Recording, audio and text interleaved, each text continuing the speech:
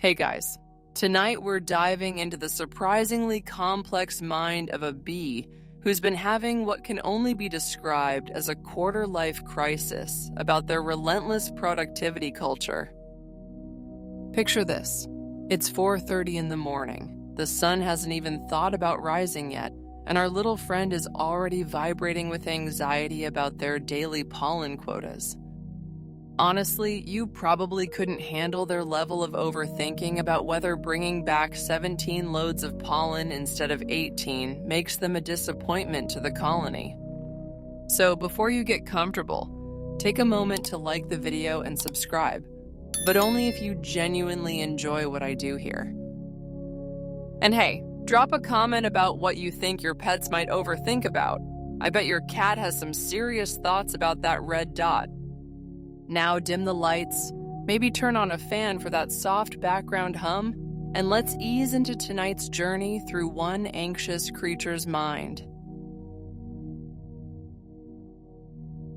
Your compound eyes detect the faintest hint of light creeping into the hive, and immediately your antennae start twitching. It's that familiar pre-dawn anxiety. The one that makes your thorax tighten and your wings give involuntary little buzzes. You're awake before the sun again, which should feel like an achievement, but instead it feels like evidence of a problem you can't quite name. Around you, 30,000 sisters are still sleeping, their gentle breathing creating a white noise that should be soothing, but somehow isn't. You shift position on the hexagonal wax cell, trying to quiet your mind, but the thoughts are already spiraling. Are you ambitious or just anxious? This question has been haunting you for the past moon cycle. Other bees seem to wake naturally with the sun, stretching their legs contentedly before beginning their day. But here you are, vibrating with nervous energy while darkness still clings to the world outside. The thing is, worker bees like you only live for about 6 weeks during the busy season. That's 42 days, give or take, and you're already on day 15. Quick mental math tells you that you're more than a third through your life. And what do you have to show for it? Sure, you've foraged, you've built comb, you've done your part, but this early rising, is it drive or is it dread? You carefully extract yourself from your sleeping spot, trying not to wake the bee pressed against your left side. She's one of those enviable types who can sleep until the exact moment work needs to begin, not a second before. You've watched her routine with something between admiration and confusion. How does she do it? How does she trust that she'll get everything done without starting before everyone else? As you make your way through the dark corridors of the hive, you pass the night shift bees who are still maintaining the optimal temperature. They nod at you with what might be respect or might be concern. Early riser, one of them buzzes softly, and you can't tell if it's a compliment or a diagnosis. The truth that you've been avoiding crystallizes in the pre-dawn quiet. You're not actually more productive than the bees who wake with the sun. Zoologists still debate whether bees experience something akin to anxiety, but they've noted that some bees do exhibit what they call hypervigilant foraging behavior. That's you realize with a small shock. You're not an early bird catching the worm, you're a hypervigilant forager, which sounds significantly less impressive on your mental resume. You reach the entrance of the hive and pause. Outside, the world is painted in shades of gray and shadow. The flowers are closed, their nectar locked away until the sun convinces them to open. You know this. Every fiber of your bee being knows that flowers don't open until there's proper sunlight. So why are you here? Wings twitching, ready to launch into a day that hasn't technically started yet. The answer comes in the form of a memory from last week. You'd returned to the hive with your pollen baskets 3/4 full, a respectable haul by any measure. But as you'd unloaded, you'd overheard two younger bees talking about their completely full baskets, how they discovered a new patch of sunflowers just past the oak grove. The feeling that had washed over you then wasn't quite jealousy, wasn't quite shame, but something in between. A creeping sense that you were falling behind in a race you hadn't realized you were running. So now you wake early, as if those extra minutes of darkness could somehow transform into extra grains of pollen, extra drops of nectar, extra proof that you deserve your spot in this hive of 30,000 sisters who all seem to know exactly what they're doing and when to do it. The faintest line of orange appears on the horizon, and you feel your internal clock recalibrating. Soon, very soon, it will be acceptable to leave. Acceptable to start your day's work. But acceptable to whom? The Queen doesn't keep attendance records. There's no bee resources department tracking your hours. This pressure, this need to be first out and last in, it's all coming from inside your own fuzzy head. The orange line on the horizon expands into a proper glow, and finally, it's time. You launch yourself from the hive entrance with perhaps a bit too much enthusiasm, your wings beating at 230 times per second, creating that characteristic buzz that sounds, to your ears at least, slightly more frantic than necessary. The cool morning air hits your antenna, and suddenly you're faced with the overwhelming reality of the day. Flowers. Thousands upon thousands of flowers, spreading out in every direction like a buffet designed by someone with decision paralysis in mind. You hover for a moment, already second-guessing yourself. Should you head to the reliable clover patch to the west, where the nectar is predictable but uninspiring? Or venture to those new wildflowers you spotted yesterday but didn't have time to properly investigate? What about the garden near the human house? Risky but potentially rewarding? The weight of choice settles on your tiny shoulders like a pollen basket made of pure anxiety. Banking left, you head toward a meadow you visited before, but even this decision feels fraught. Are you playing it too safe? Are the other bees, the ones still warming up in the hive, going to discover better sources while you're stuck in your comfort zone? You pass a dandelion and circle it 3 times before deciding it's not quite open enough, then immediately wonder if you're being too picky. That dandelion looked perfectly serviceable. What if another bee claims it while you're off chasing some impossible standard of the perfect flower? The thing about having compound eyes is that you can see in almost all directions at once, which means you're constantly aware of just how many options you're not choosing.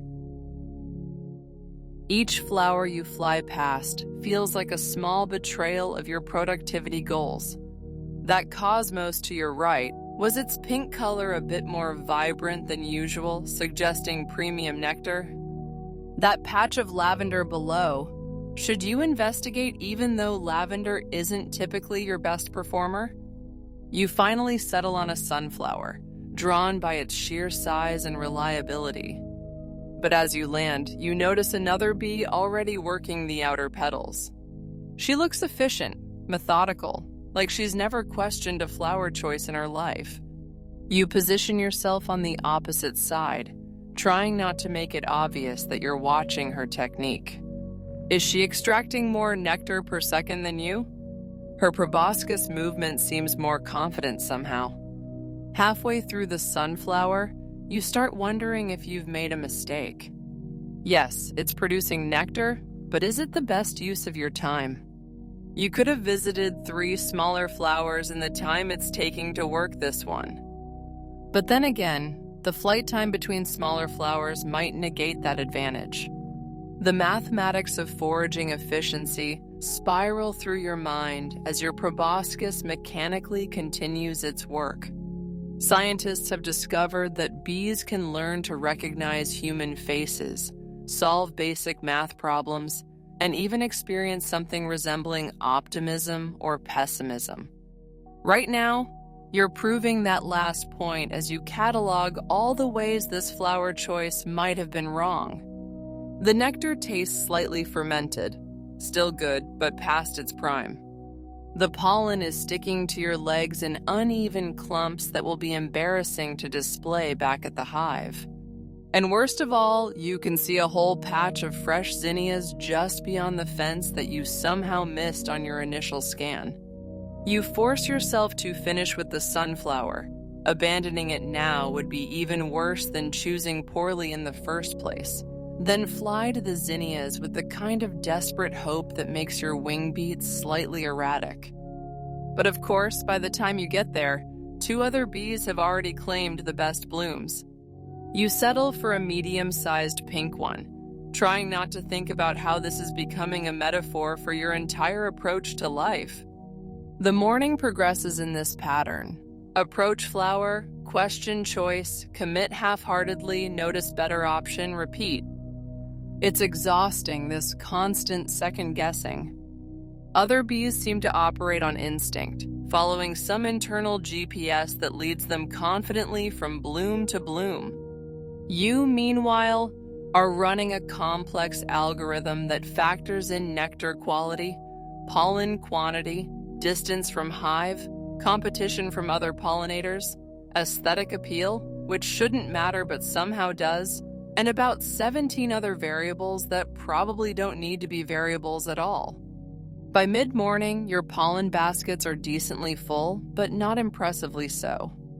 You've visited 43 flowers. You've been counting because of course you have, but the mental energy expended feels more like 400.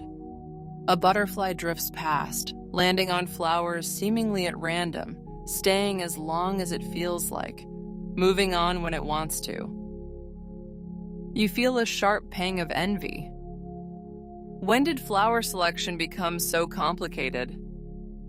When did every choice start feeling like it carried the weight of your entire worth as a bee? You pause on a wild aster, taking a moment to actually taste the nectar instead of just mechanically harvesting it. It's sweet, with a subtle complexity that you might have missed in your efficiency calculations. For just a second, you consider the radical possibility that maybe, just maybe, any flower you choose is the right flower, simply because you chose it. But then you spot a better aster 3 feet away, and the cycle begins again. The weight on your legs tells you it's time to head back, but as you begin the flight home, that familiar sinking feeling starts in your thorax. Your pollen baskets are half full. Not empty, which would at least be dramatic, and not full, which would be satisfying. Half full, the most mediocre of measurements, the participation trophy of pollen collection. You catch sight of another bee heading in the same direction, and without meaning to, your compound eyes fixate on her legs. Her pollen baskets are so full they look like tiny yellow pom-poms, perfectly rounded and symmetrical. She flies with the steady confidence of someone who's accomplished exactly what they set out to do. You try to calculate if flying slightly behind her makes you look like you're together, hoping some of her competence might rub off by association, then realize that's probably not how it works.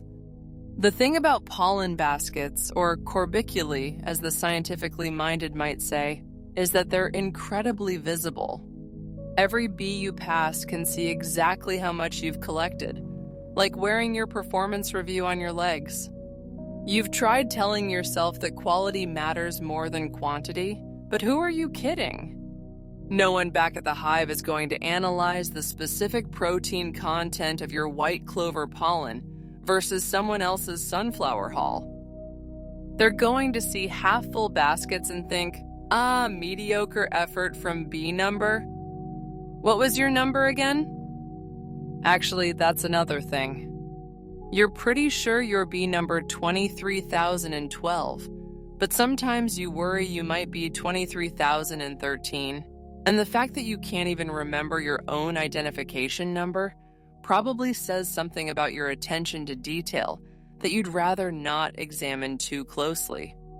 As you approach the hive, you spot a younger bee, probably only 5 days into her foraging career, absolutely loaded down with pollen. Her baskets are so full she's flying slightly lopsided, but she wears it like a badge of honor. You remember being that enthusiastic back in your first week. When did the shift happen?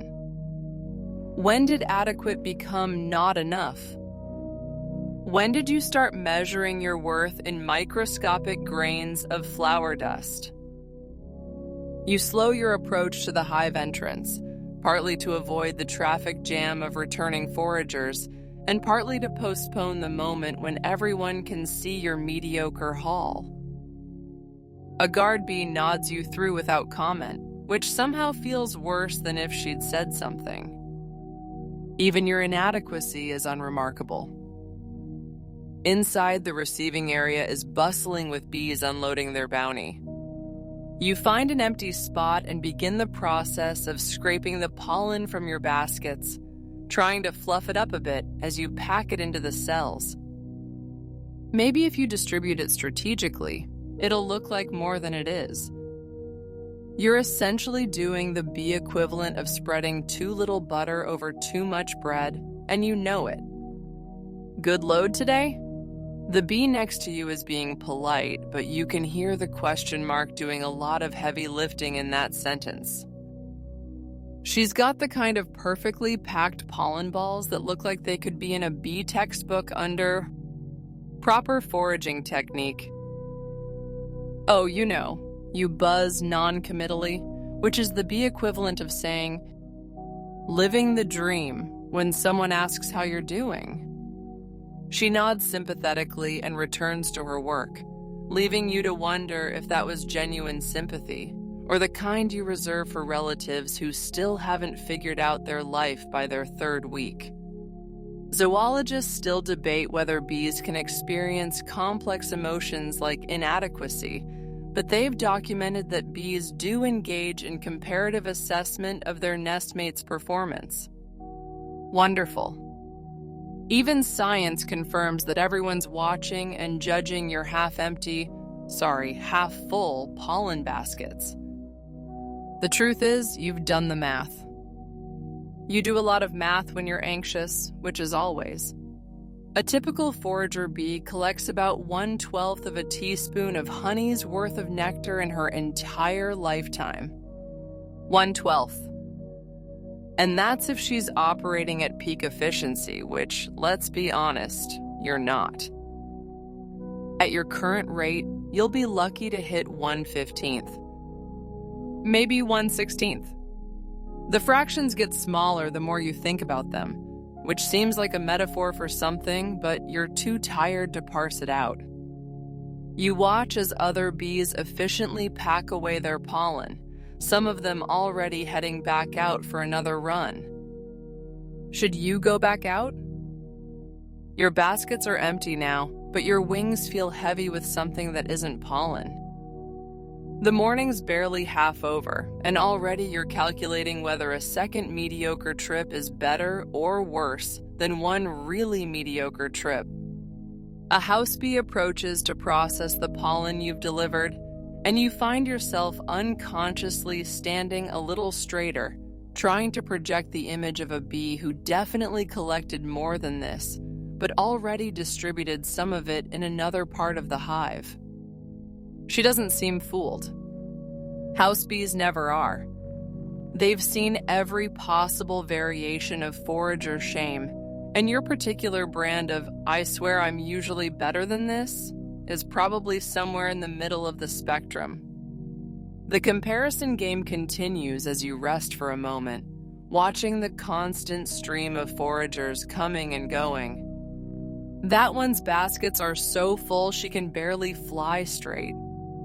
That one's are empty, but she's moving with the purposeful energy of someone heading to a known goods source. And then there's you, perched between trips, neither coming nor going, just existing in a state of moderate inadequacy. The worst part about the half-full pollen basket situation is what comes next. You can already feel it building in your abdomen, that specific vibration that means you've discovered something worth sharing. Those zinnias past the fence, the ones you arrived at too late, the ones currently being monopolized by bees with better timing than you. Your sisters need to know about them, which means the waggle dance. You make your way to the dance floor, really just a smooth area near the entrance where returning foragers share their discoveries. Already, 3 bees are in full performance mode, their figure-8 patterns precise and confident. The bee on the left is clearly describing that new lavender patch north of the creek. Her waggle run is exactly 2 seconds long, indicating it's about 1,000 meters away. The angle of her dance relative to vertical shows it's 45 degrees right of the sun. It's beautiful, really, this ancient GPS system encoded in movement.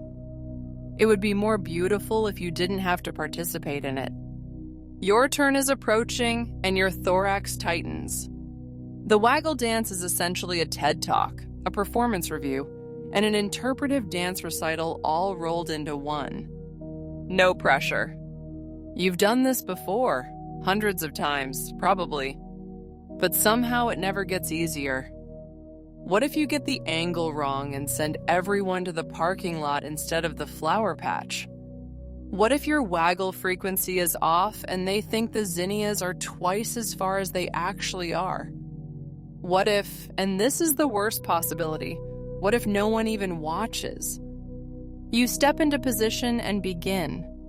The figure-8 pattern should be automatic by now, but you're hyper-aware of every movement. Waggle left, loop around, waggle right, loop back.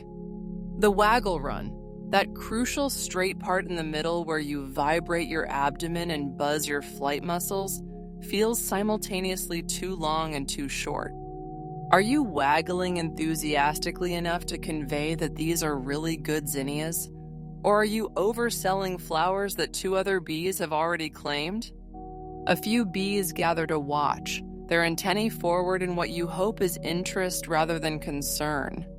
One of them is that perfectly loaded bee from earlier, and you fight the urge to make your waggle extra emphatic, as if dance intensity could retroactively fill your pollen baskets. She watches for 3 repetitions, then flies off, hopefully toward the zinnias and not away from your terrible dancing. Carl von Frisch won a Nobel Prize for decoding the waggle dance, but he probably never considered the performance anxiety inherent in the system. Every dance is public, every direction you give is immediately tested, and every mistake leads directly to wasted energy for your sisters. It's like being a flight controller where every wrong direction is witnessed by your entire extended family. You complete another figure-8, trying to remember if you're supposed to adjust for the sun's movement since you discovered the flowers. The sun moves 15 degrees per hour, and it's been 37 minutes? 43? Math was easier when you weren't also dancing. You make a small adjustment that you immediately second guess. Now you're committed to this new angle, even if it's wrong. Changing mid-dance would be even worse. Nothing says unreliable source like a bee who can't even commit to her own directions. Non-committal of responses. The kind of feedback that keeps you up during the dormant hours wondering what it meant. Did she mean interesting good or interesting why is this bee wasting our time? Your waggle falters slightly, and you have to concentrate to get back into rhythm. The dance floor is getting crowded. A bee to your right is describing what sounds like an absolute goldmine of apple blossoms. Her movements so enthusiastic that she's practically levitating during the waggle runs. Another bee is doing the rare stop signal, warning about construction near the usual route to the park. Her dance is sharp, urgent, important. And here you are, doing the dance equivalent of Hey, there are some decent flowers over there if you want to check them out, I guess.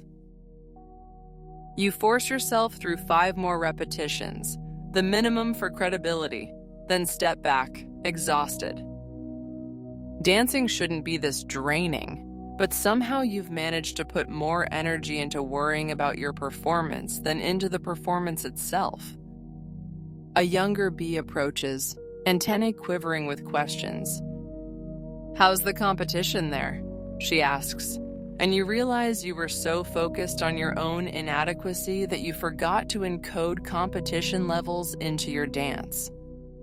Amateur mistake. "Oh, moderate?" You try to add a helpful waggle to indicate moderate, but out of context it just looks like you're having a small seizure. She nods politely and moves on to watch the apple blossom bee, who's now added little flourishes to her dance that somehow convey not just location, but also, trust me, you want to get there before noon. You retreat from the dance floor wondering if anyone will actually follow your directions, or if you've just performed an elaborate dance to an audience of polite but unimpressed sisters. The zinnias are good flowers, they really are, but somehow that truth got lost in translation between your brain and your waggling abdomen.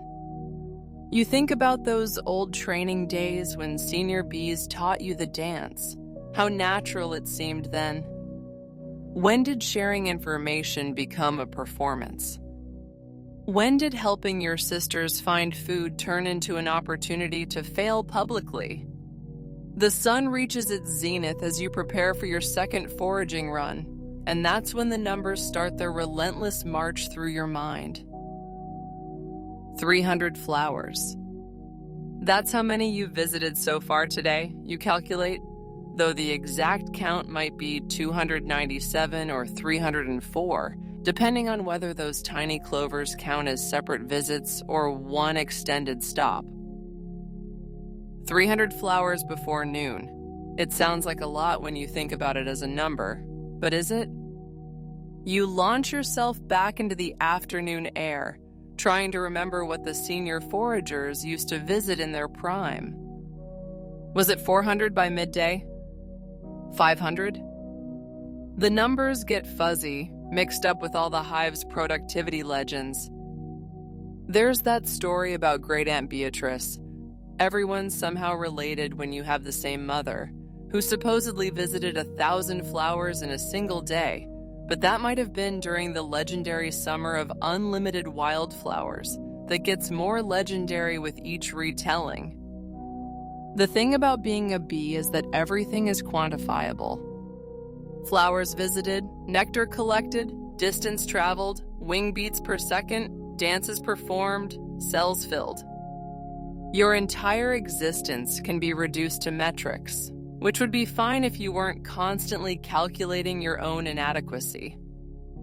You pass a patch of daisies, that's 305 through 312, barely pausing long enough to register that they're past their prime. See? Efficiency. You're getting better at this. Or are you just getting sloppier? A housefly zooms past, chaotic and purposeless, landing on a flower for 2 seconds before ricocheting off to who knows where. You feel a mixture of superiority and envy. Sure, flies don't contribute to a greater good or build intricate societies, but they also don't lie awake calculating their flower per hour ratios. Must be nice. By the time you reach flower 350, or thereabouts, the clover patches really mess with your counting. You're deep in the efficiency spiral.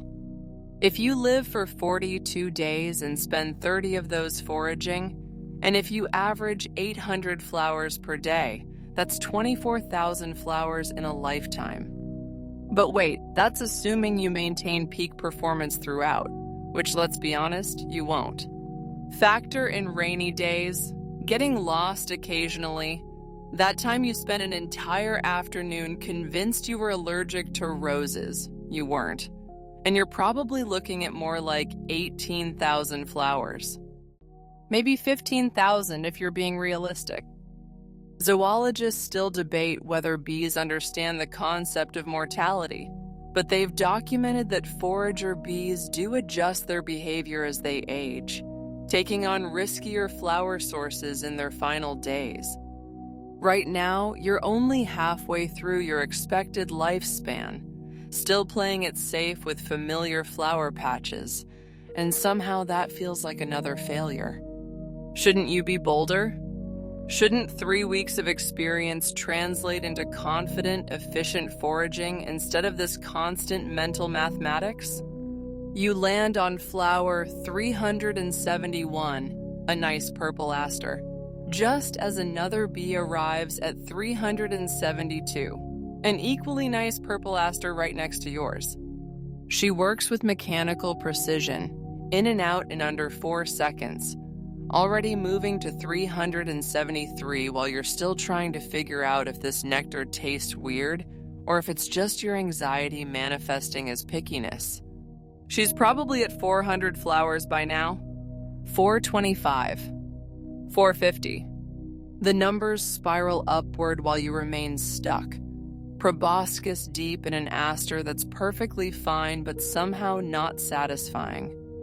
The afternoon sun shifts, and you realize you've been at this particular flower patch for 12 minutes. 12 minutes for maybe 20 flowers. You don't want to do that math, but your brain does it anyway. 36 seconds per flower, when the average should be closer to 15. You're operating at less than 50% efficiency, which would be a failing grade in any bee performance review if such things existed. Thank goodness they don't. Except they kind of do, in the form of every other bee who can see exactly how slowly you're moving through this patch. Taking your time today? It's meant kindly, the older forager who says it has that patient tone of someone who's seen it all, but it lands like a performance evaluation. Taking your time, as if time is something you have in abundance, as if you can afford to spend 36 seconds on a flower that could be done in 15. Just being thorough, you respond, which sounds better than, I've been calculating flower visit statistics for so long that I forgot I was actually supposed to be collecting nectar. She nods and moves on, probably to visit 50 flowers in the time it takes you to finish overthinking this one. Flower 400 arrives with less fanfare than you expected. It's just another lavender bloom in an endless series of lavender blooms, distinguished only by being a nice round number in your ongoing tally. You consider doing something special to mark the occasion, an extra deep nectar collection maybe, or a particularly elegant landing, but that seems to be missing the point somehow. 400 flowers should feel like an accomplishment, but all you can think about is the bee you saw this morning who probably hit 400 before you even finished your anxiety-riddled waggle dance. The mathematics of inadequacy continue their relentless calculation as you move through the afternoon. Distance traveled, approximately 8 kilometers, which sounds impressive until you remember that includes 3 separate occasions of getting confused and flying in circles. Nectar collected, maybe half a stomach full, which will contribute to approximately 1/1000th of a teaspoon of honey. Emotional energy expended, immeasurable, but definitely more than the situation warranted. Flower 415 brings a new dimension to your spiral of worry. As you extract nectar from a particularly pale coneflower, you notice it has an odd aftertaste, slightly metallic, like it bloomed too close to the human's road. You've already swallowed it, already added it to your honey stomach where it's mixing with the rest of today's collection, and now you can't stop thinking about how this one questionable flower might have contaminated your entire haul. Back at the hive, house bees will take your nectar offering and begin the elaborate process of turning it into honey. They'll add enzymes, fan it to evaporate moisture, test the sugar concentration. What if they detect that off note? What if your slightly metallic contribution throws off the flavor profile of an entire batch? You picture the house bees passing your nectar between them, each one making that universal bee expression of, something's not quite right here. And suddenly your stomach feels heavier than it should. You move to a different patch, wild roses this time, hoping their sweetness will balance out whatever mistake you just made. But now you're second-guessing every flower. This rose, is its nectar thinner than usual? That black-eyed Susan, does it taste more bitter than the ones from last week? You've become a reluctant sommelier, detecting notes of inadequacy in every sample. The thing about nectar quality is that it varies based on so many factors: soil conditions, rainfall, time of day, flower age, air temperature, probably the flower's mood if flowers have moods. You know this intellectually, but somehow that knowledge doesn't stop you from taking personal responsibility for every subpar sip. That clover tastes watery? Must be your fault for choosing the wrong patch. That sunflower nectar seems thick and oversweetened. Clearly, you should have known to wait another hour for optimal consistency.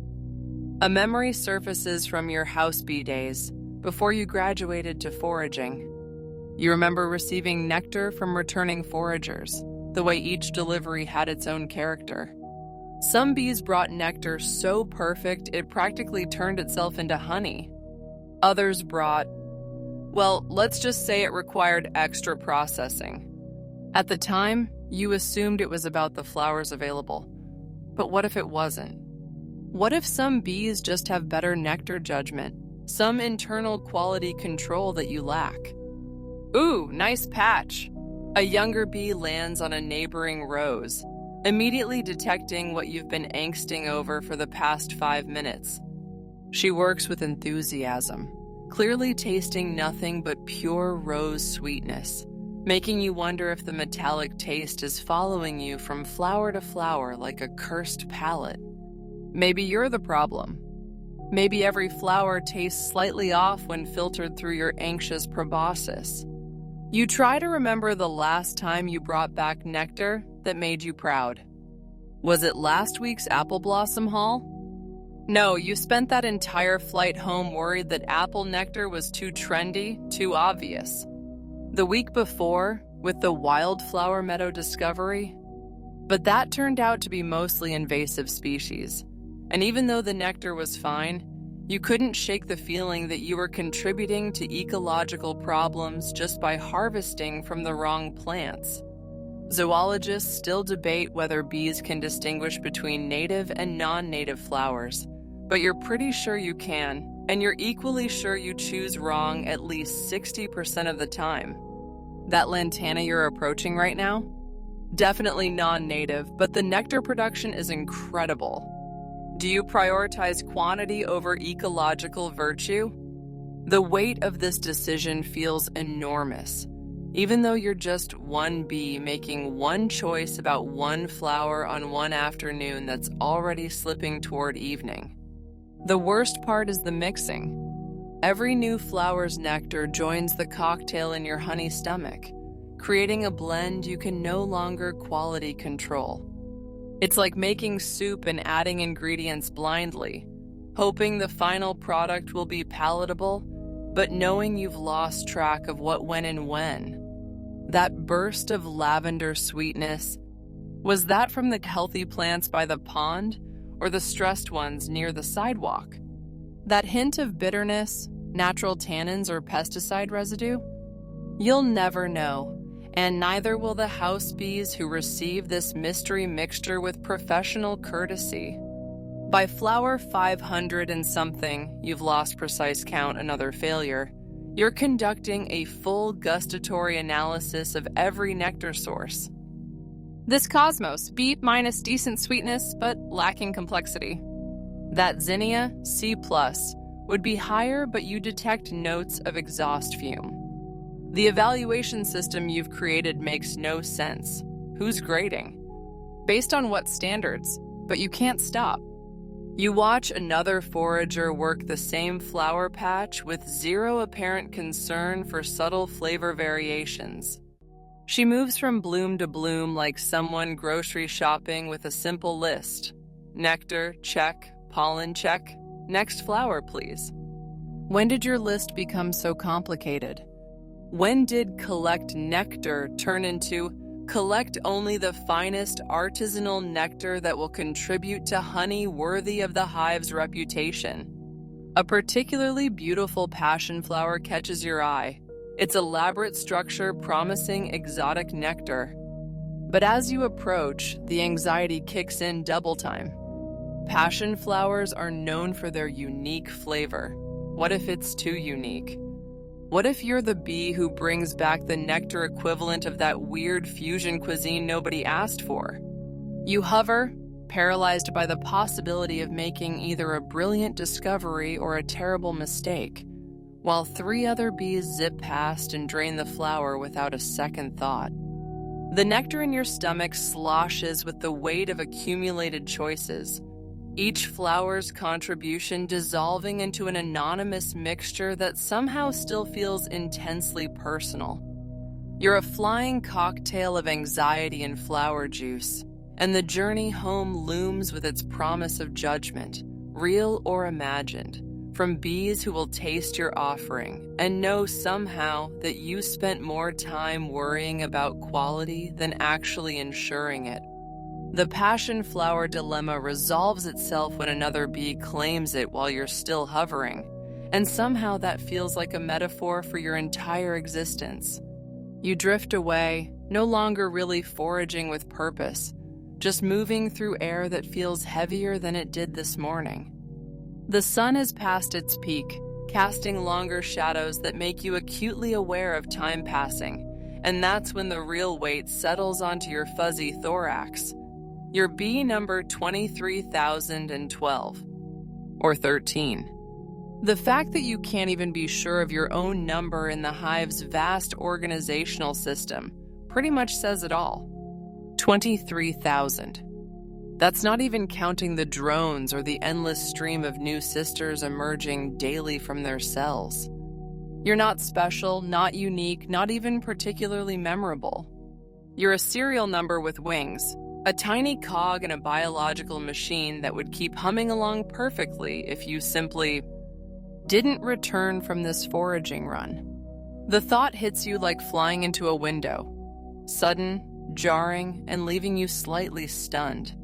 Another bee passes, and you find yourself wondering what her number is. 20,000 something? 30,000? Does she know? Does she care?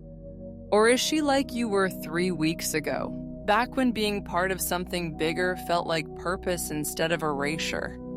You watch her disappear into a cluster of hollyhocks, efficient and unbothered, probably not contemplating her cosmic insignificance while collecting pollen. The thing is, you used to love being part of the hive.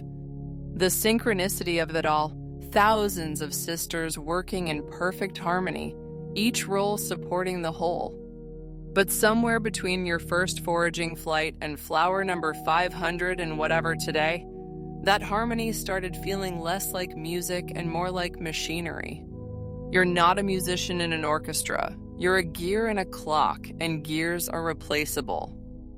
You land on a cone flower that 17 other bees have probably visited today, adding your proboscis to the catalog of anonymous visitors. This is what you are, bee number approximately 23,000, collecting adequately average nectar from flower number who even counts anymore, contributing your microscopic drop to an ocean of honey that will taste exactly the same whether you participated or not. A butterfly lands on the same flower cluster, and you're struck by the absurdity of envying a creature with a 2-week lifespan. But at least when a butterfly dies, it's the only one of its exact pattern in that exact place. When you die, somewhere around day 42 if you're statistically average, the hive won't even hiccup. Your cell will be cleaned out and refilled with a new egg within hours. The factory keeps producing. Great season, isn't it? The bee on the neighboring flower seems genuinely cheerful, and you mumble something affirmative while wondering how she does it. How does anyone maintain enthusiasm when faced with the mathematical reality of insignificance? Maybe she hasn't done the math. Maybe that's the secret. Stop calculating your irrelevance and just exist. But you can't stop calculating. It's what you do. 23,000 divided by the number of foraging tasks equals your individual contribution, which rounds down to basically zero. The hive produces about 60 pounds of honey per year. Your lifetime contribution? Maybe an ounce. Maybe. And that's being generous, considering your current productivity levels. An ounce of honey as the sum total of your existence, assuming you don't get eaten by a bird or crushed by a windshield first. Zoologists still debate whether bees have individual personalities, or if what appears to be personality is just variation in genetic programming. Right now, you suspect you're proof of the former. Surely this level of existential dread isn't standard bee programming. Surely evolution wouldn't waste energy making bees capable of contemplating their own insignificance. Yet here you are, one bee among tens of thousands, having what can only be described as an identity crisis at altitude. You move to another flower patch, but the actions feel automatic, meaningless. Extend proboscis, extract nectar, pack pollen, fly to next flower. You're basically a very small, fuzzy robot running on biological software written millions of years ago. Innovation? Personal growth? Creative expression? These aren't part of the bee equation. You do what every bee before you has done, what every bee after you will do, with variations so minor they're statistically irrelevant. The paradox of being a social insect hits you full force. You're never alone, but always isolated. Surrounded by family, but indistinguishable from them. Part of something bigger, but individually meaningless. It's the worst kind of existential arithmetic. Adding yourself to infinity still equals infinity.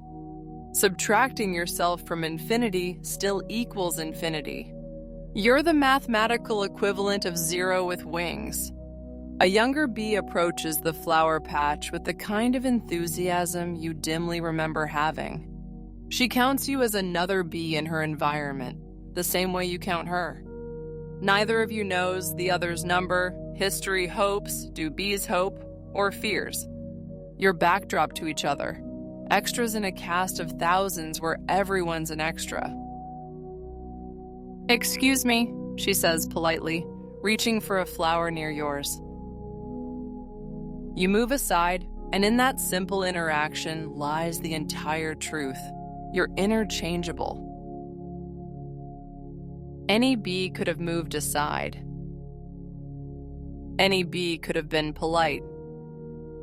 Any bee could be having this crisis while pretending to focus on a perfectly ordinary marigold that doesn't care about your existential mathematics any more than the universe does.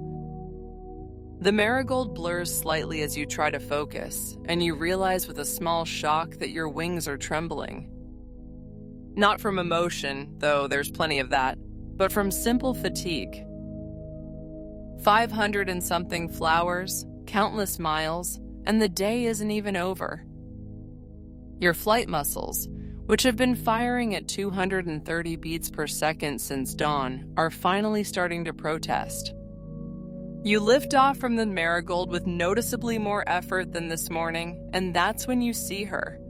A bee so new her fuzz still has that fresh from the cell fluffiness, zipping past like you're standing still. She's probably on day 3 of foraging, maybe 4. You can tell by the way she flies, all enthusiasm and no efficiency, zigging and zagging like she's drunk on the sheer joy of having wings. You remember that feeling, back when flight was a miracle instead of a commute. Now your wings feel like they're made of lead, and watching her hurts in a way that has nothing to do with your aching thorax. Another young bee rockets past, then another. Is there a new hatching you forgot about? The nursery bees have been busy, apparently, flooding the airspace with fresh workers who don't yet know that energy is finite, that wings wear out, that by day 21 you'll be calculating exactly how many wing beats you can spare for each flower. You pause on a lantana to catch your breath. When did you start needing to catch your breath? And watch the aerial parade of youth. They're doing barrel rolls between flowers, for crying out loud. Barrel rolls. As if getting from point A to point B isn't exhausting enough without adding unnecessary acrobatics. One of them actually loops the loop before landing on a zinnia, sticking the landing with the kind of precision that comes from having wings that haven't accumulated 21 days of micro-tears. The math, again, always the math. A bee's wings beat approximately 230 times per second. That's 13,800 beats per minute. 828,000 per hour. After 8 hours of foraging, that's... You can't even complete the calculation because your brain is as tired as your wings. Millions. Billions over a lifetime.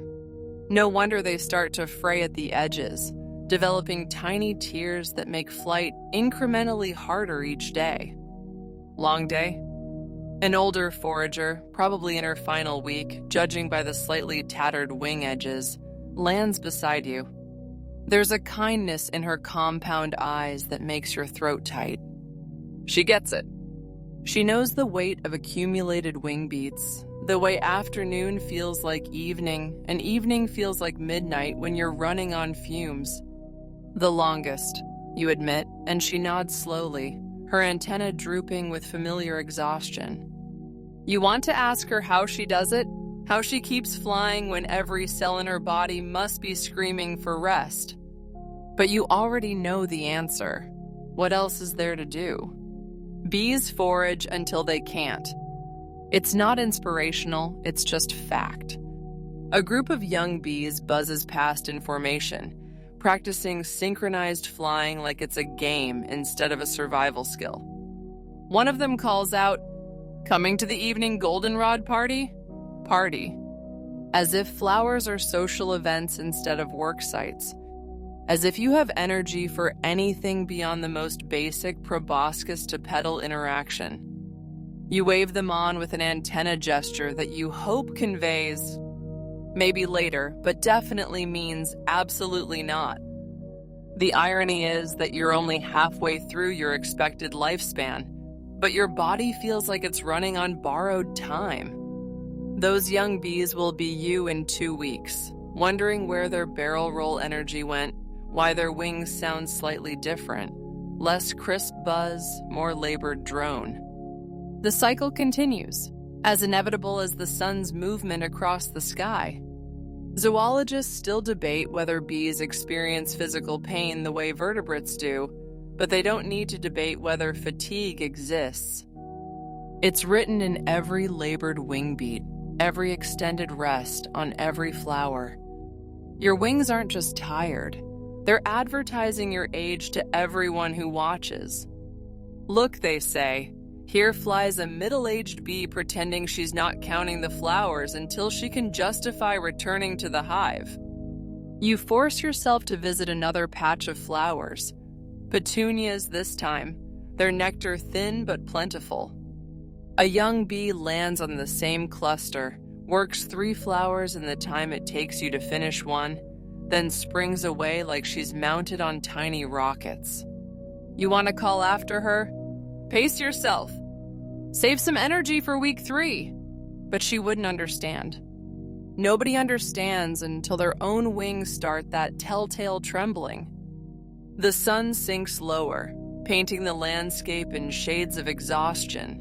Or maybe that's just how everything looks when viewed through compound eyes that have processed too many flowers today. Your pollen baskets, filled and emptied and filled again throughout the day, feel like ankle weights. Your antennae droop despite your best efforts to keep them perky. Everything about you screams aging forager running on empty, and the young bee's energy only amplifies the contrast. A final young bee, so new she probably doesn't even have her number yet, pauses near you, concern flashing across her features.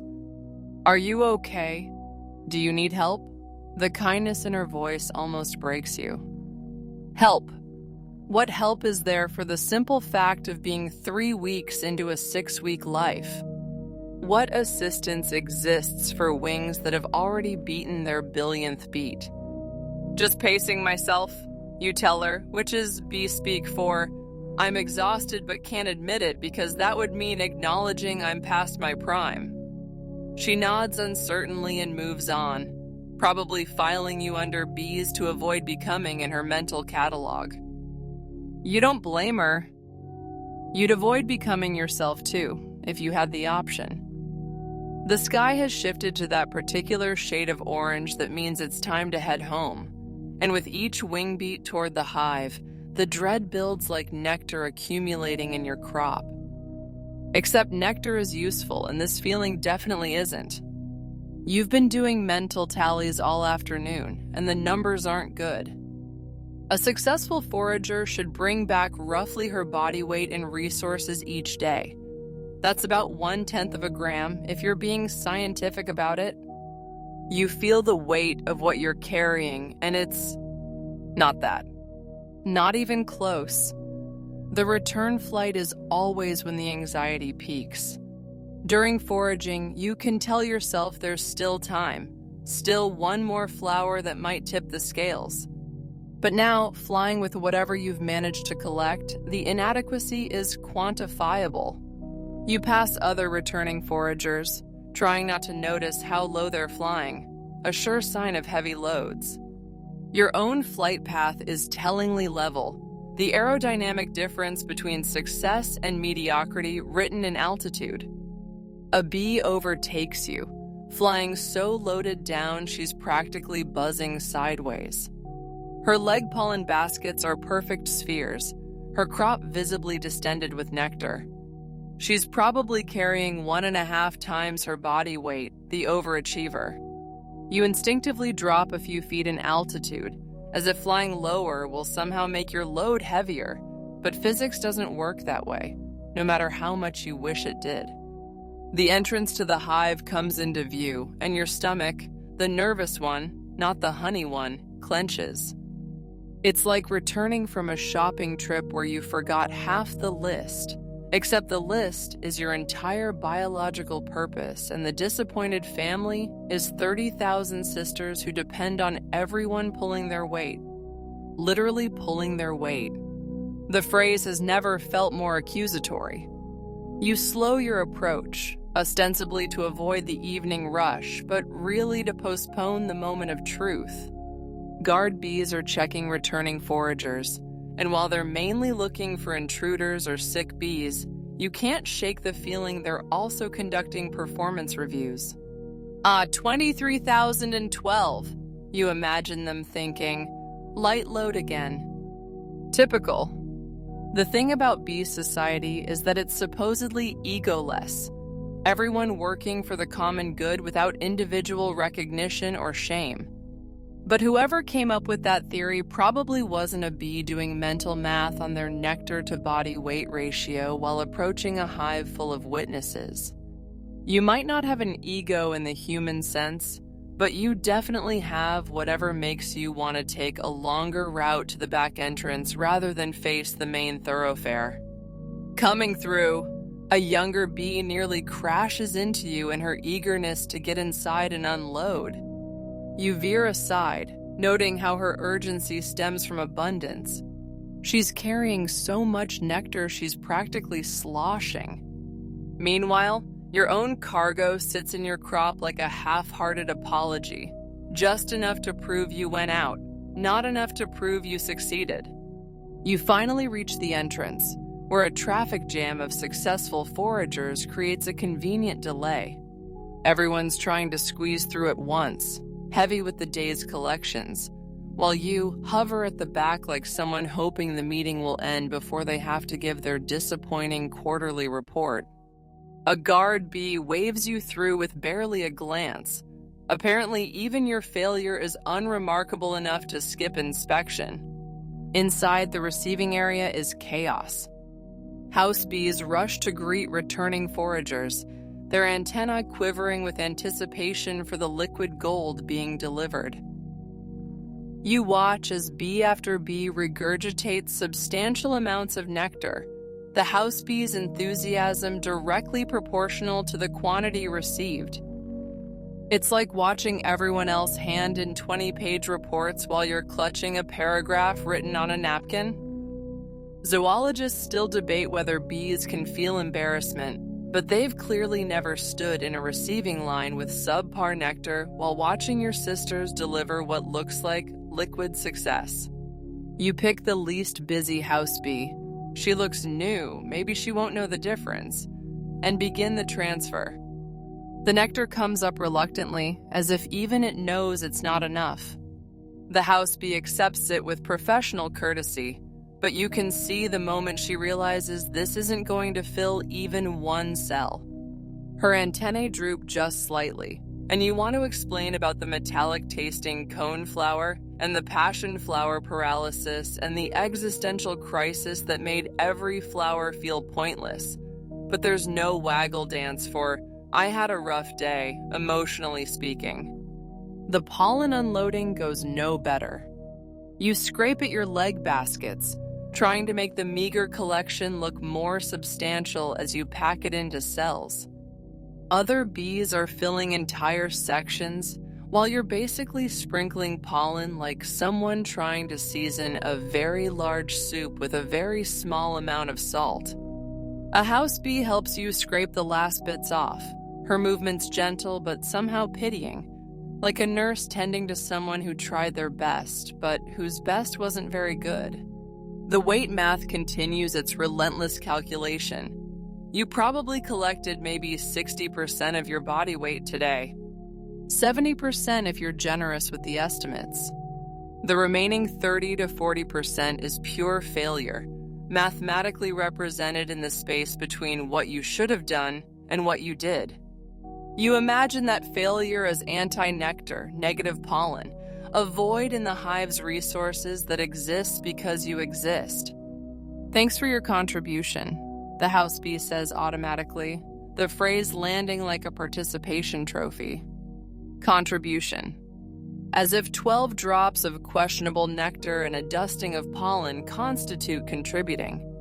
You mumble something appropriate and retreat deeper into the hive, away from the entrance where successful foragers continue streaming in with their abundance, making your inadequacy look even more pronounced by comparison.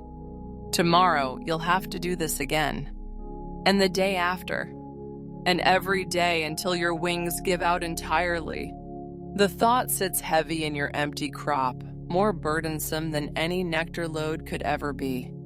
The cells around you gradually fill with returning foragers, each bee settling into the hexagonal geometry that should feel like home, but tonight feels more like a holding pattern. You find an empty cell. There are always empty cells in a hive this size, despite what the productivity metrics might suggest, and try to compose yourself for sleep. But sleep, apparently, is for bees who don't spend their resting hours calculating exactly how much they've disappointed the superorganism. The hive hum starts low, almost below perception, then builds into that characteristic frequency that scientists say vibrates at around 250 hertz. It's supposed to be soothing, this collective breathing of your sisters, this living white noise machine made of 30,000 tiny lungs. Instead, each breath reminds you that you're one of 30,000, that your individual contribution today was exactly 1/30,000th of what the hive needed, and that fraction feels generous. You shift position, trying to find that sweet spot where exhaustion overcomes anxiety, but your mind keeps buzzing even though your wings have finally stopped. Around you, bees are settling into the dormant state that passes for sleep. Their antennae relax, their legs tuck under, their breathing synchronizes with the collective rhythm. You try to match it, but your breath keeps catching on thoughts. Did that house bee tell others about your pathetic nectar delivery? Are you becoming known as the underperformer in Sector 7? Do bees gossip? They must gossip. A bee in the cell next to yours is already deep in dormancy, her breathing so peaceful it's almost aggressive. How does she do it? How does anyone just stop thinking?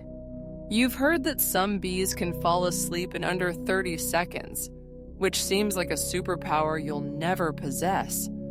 Your record is somewhere around 45 minutes, and that was on a good day when you'd actually met your foraging quotas. The darkness of the hive should be comforting. No visual stimuli, no flowers to choose wrong, no other bees to compare yourself to. But somehow the darkness just makes the mental calculations louder. Today's numbers, 300 visits. Was it actually that many? Maybe 70% body weight collected, being generous. 1 mediocre waggle dance. 0 moments of feeling like you belong here. Tomorrow's projected numbers. Probably worse considering you're starting already exhausted. Somewhere in the hive, nurse bees are making their rounds, checking on larvae, maintaining temperature, doing the vital work that keeps everything running. You listen to their quiet movements and wonder if they ever lie awake thinking they should have been foragers. The way you lie awake thinking you should have stayed a house bee. The grass is always greener, except bees see green differently than humans do. So maybe the grass is always more ultraviolet on the other side, which doesn't have the same ring to it. A soft snore. Do bees snore? This one does. Emerges from somewhere to your left. Then another joins from the right. Soon you're surrounded by the sounds of successful sleep, each peaceful breath a tiny reminder that everyone else seems capable of basic biological functions like resting after work. You, meanwhile, are composing mental apology letters to the queen that you'll never deliver, because first of all, you don't have direct queen access. And second of all, she has more important things to worry about than one anxious worker's productivity issues. The collective breathing creates harmonics, layers of sound that supposedly help regulate the hive's temperature and maybe even its emotional state. You read once, or was told by a senior bee, the memories blur, that the hive hum changes frequency based on the colony's overall health and mood. Right now, it sounds content, stable, which means your individual anxiety isn't even registering on the collective consciousness. You're managing to fail at being noticeably distressed. Zoologists still debate whether bees dream, but if they do, you're pretty sure yours would just be spreadsheets of flower visits and nectar waits, maybe with a soundtrack of disappointed buzzing. The bee 2 cells over mutters something in her sleep, definitely dreaming about something more pleasant than performance metrics. Probably flowers that never run out of nectar, proboscises that never get tired, wings that never wear out. The kind of dreams you used to have before consciousness became one long audit of your inadequacies. You try counting sheep, but they turn into flowers. And then you're calculating how many flowers equal 1 sheep in terms of nectar production, and suddenly you're more awake than ever. You try the breathing exercises the older bees recommend. In for 4 wing beats, hold for 4, out for 4. But your wing beat rhythm is off from exhaustion, so even your relaxation technique is substandard. The hive hum continues, relentless and peaceful. 30,000 minus 1 bees successfully dormant while you stare into the hexagonal darkness, wondering if any of them, even one of them, is lying awake thinking, what's the point of all this? Statistically, in a group this large, someone else must be having an existential crisis. But the synchronized breathing suggests otherwise. It's just you, bee number 23,000 and probably 12, definitely not 13, awake and wondering if tomorrow you'll finally figure out how to be the bee you're supposed to be, knowing you probably won't. Time passes in that strange, elastic way it does when you're not quite asleep, but not fully awake either. The hive hum has deepened, settled into its nighttime frequency, and somewhere in that sound you find an unexpected thread of something. Not quite peace, but maybe its distant cousin. You listen closer, letting the vibration travel through the wax into your tired body, and for the first time today, you stop calculating. The sound isn't just 30,000 bees breathing. It's 30,000 heartbeats. Do bees have hearts? Yes, actually 5 chambers. 30,000 small lives creating something larger than the sum of their parts. Your inadequate nectar contribution is in there somewhere, mixed with everyone else's, becoming honey through collective effort. Your disappointing waggle dance sent at least 3 bees to those zinnias. You saw them go. That's 3 bees who found food because of you, even if your dance wasn't perfect. A memory surfaces, unbidden but welcome. Your first day as a forager, when an older bee found you paralyzed outside the hive, overwhelmed by the sudden freedom and responsibility of having the entire world as your workplace. The flowers don't care if you're perfect, she'd said, guiding you to a simple patch of clover. They just care that you show up. You'd thought it was simplistic at the time, but lying here in the breathing darkness, it feels like prophecy. The bee next to you shifts in her sleep, unconsciously pressing closer for warmth. Without thinking, you adjust your position to share heat more efficiently. It's such a small gesture, this sleeping accommodation, but it's also everything. The reason 30,000 individuals can function as one organism. You might be bee number 23,012, anonymous and replaceable, but you're also part of this living furnace that keeps the brood warm, this collective intelligence that knows things no individual bee could figure out alone. Your mind drifts to the mathematical improbability of your existence, not just as an individual bee, but as part of this impossible society that shouldn't work but does.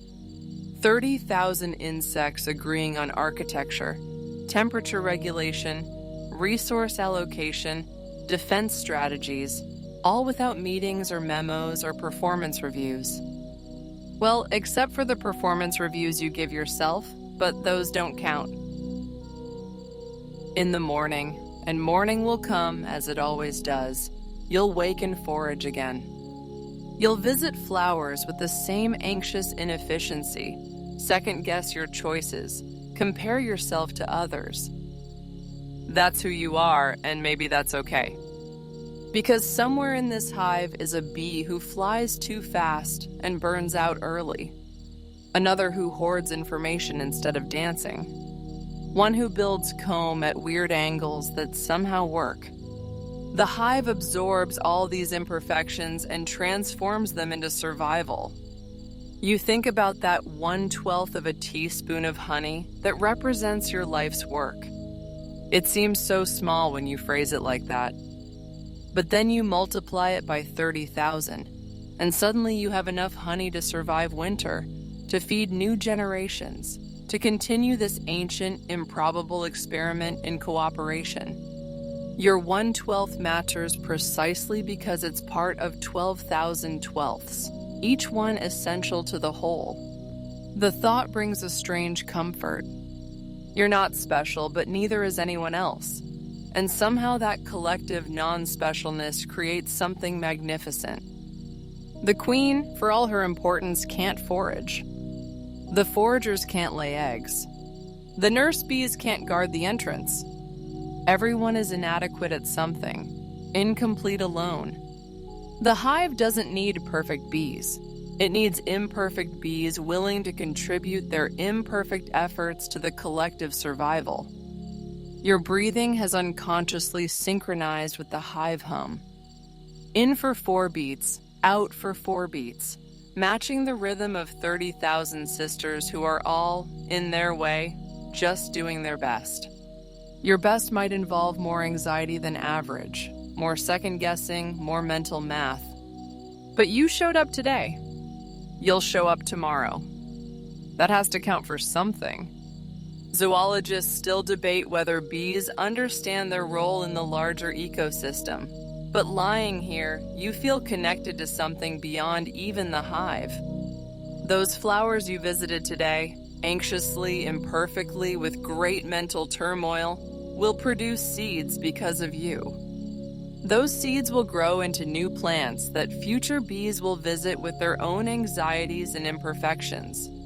The cycle continues, wobbly and uncertain and somehow perfect in its imperfection. The last conscious thought before sleep finally claims you is this: maybe the point isn't to be the best bee or the most productive bee or the bee with the fullest pollen baskets. Maybe the point is just to be a bee, here in this moment, breathing with your sisters, contributing your small part to something too big to fully comprehend. Your 1/12 of a teaspoon, your 300 flower visits, your anxious waggle dances, they're enough because they're yours to give. Tomorrow you'll wake before dawn again, anxiety already humming in your thorax. You'll choose flowers poorly and worry about nectar quality and compare yourself to younger bees. But tonight, for just this moment, you're exactly where you need to be. One small part of something bigger, breathing in the darkness, perfectly imperfect. The hive hum continues its ancient lullaby, waves of sound washing over you like warm honey. Your compound eyes close, all of them, thousands of tiny lenses finally agreeing it's time to rest. The mathematics that have haunted you all day begin to dissolve, numbers becoming meaningless in the face of this profound collective peace.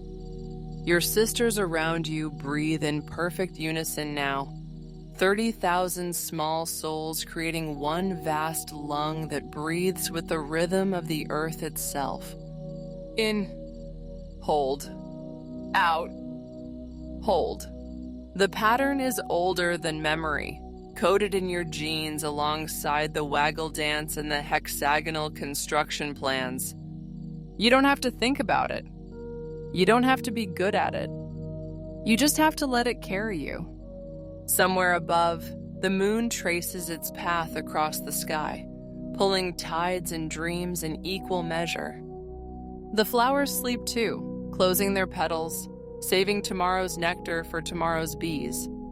The whole world rests, preparing for another day of imperfect efforts that somehow add up to perfection.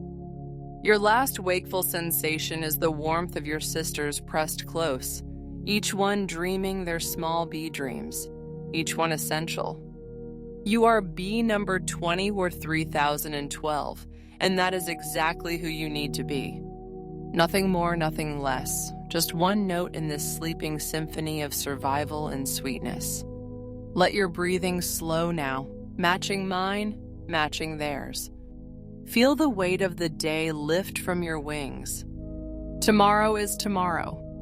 Tonight you rest, held in the warm darkness of belonging, your anxious heart finally blessedly still.